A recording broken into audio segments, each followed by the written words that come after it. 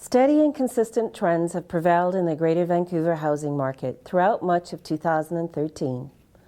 Home buyer and seller activity has followed long-term averages throughout the latter half of this year.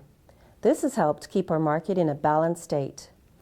There were 2,321 homes sold on the Greater Vancouver MLS in November.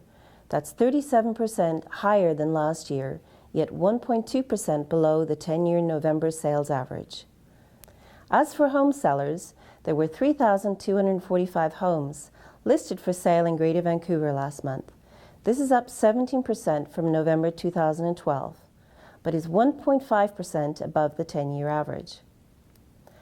At last count, there were 13,986 homes listed for sale on our MLS. This is a 10% decline compared to this time last year, and is down 8% below October 2013 levels. The region's sales to active listing ratio currently sits at 16.6%, and this ratio is consistent with balanced market conditions. This means that for every 100 homes listed for sale, there's an estimated 16 buyers in the market.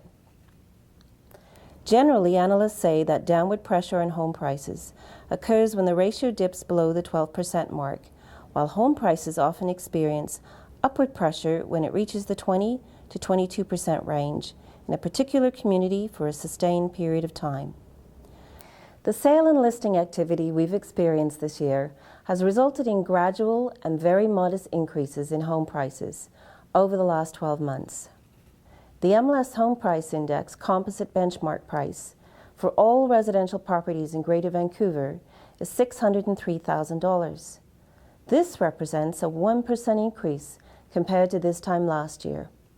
When we break home prices down by property type, we see that detached townhome and condominium prices in Greater Vancouver have all increased about 1 percentage point over the last 12 months. For further housing market information, go to the News and Statistics section of this website. For the Real Estate Board of Greater Vancouver, I'm Sandra Wyant.